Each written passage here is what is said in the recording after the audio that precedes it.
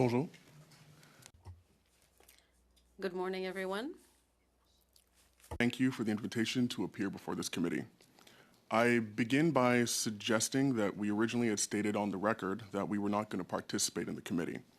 That's because certain members of the committee who sat here have been complicit in furthering the problem of Islamophobia. For example, a liberal member shared content from the past leader of the Jewish Defense League, a listed terrorist organization by the FBI, and a group linked to the Kahanists, which is a listed terrorist entity here in Canada. This member is well aware that he trafficked this content and has never apologized for doing so. Our hope is that the committee recommendations include, in part, the recognition that some committee members themselves have hurt, not helped, the struggle against Islamophobia. Because indeed, Islamophobia is a dangerous form of hate that has led to the murder of Canadian Muslims. More Muslims have been killed in targeted hate attacks in Canada than any other G7 country in the past 7 years because of Islamophobia. For example, the Quebec City mosque attack that took the lives of 6 worshippers in January of 2017. And this month, we honor and remember the victims of the London terror attack, in which a terrorist motivated by hate for Muslims mowed down a family on a walk with his truck, murdering 4 beloved community members and leaving a young boy orphaned on June 6, 2021. In our sacred places of worship and in public spaces, Muslims in Canada are not safe from violent Islamophobia. This is to say nothing of the many recent attacks that have happened across Canada that could have easily resulted in fatalities. En dehors des incidents violents d'islamophobie qui terrorisent ce pays. Except for violent Islamophobia incidents that have been terrorizing the country for some 10 years now, the Muslim community, particularly in Quebec, is facing flagrant systemic Islamophobia, which is enshrined in Quebec legislation. Let me be clear.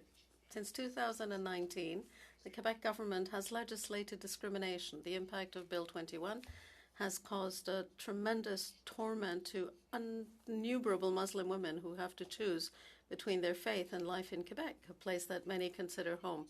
As stated in the report of the Standing Committee on Human Rights studying the impacts of Bill 21, even though the direct repercussions of Bill 21 are concerning, the committee is disturbed to understand that it also indirectly strengthened marginal racist groups and individuals. There have been a drastic rise in Islamophobia and anti-Palestinian racism across Canada. In Q4 of last year, the number of such hate incidents across Canada reported to us increased by 1,300%. Our communities are experiencing unprecedented levels of hate and violence from every level of society, including but not limited to professionals losing their employment or receiving disciplinary actions after calling for a ceasefire in Gaza, Muslim women with hijab attacked and harassed in public spaces, children intimidated at school by staff for standing in solidarity for Palestinian human rights, and peaceful protesters labeled as supporters of terrorism.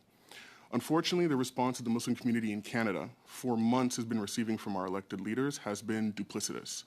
One that says they care about our concerns, and the other that immediately turns around and further spreads misinformation and makes deliberate attempt to villainize an entire community as hateful and intolerant people. Simply stated, it's time to face the music. Islamophobia is real, it has killed, and will continue to kill if this study is not taken seriously. We believe this committee has the power and capability to adopt these recommendations before the end of the 2024 parliamentary session. I would like to put forward 3 key recommendations. First, that this committee calls loudly for their colleagues to stand boldly against Islamophobia and anti-Palestinian racism, and reiterates the need to protect civil liberties in the House of Commons, including the ability to critique foreign governments. 2, that this committee adopt the Senate recommendations on Islamophobia. And 3, that this committee move swiftly to recommend that this government incorporates an action plan on Islamophobia specifically as an addendum to Canada's anti-racism action program that has the timelines on the Senate recommendations on Islamophobia. Thank you, et merci beaucoup. Merci.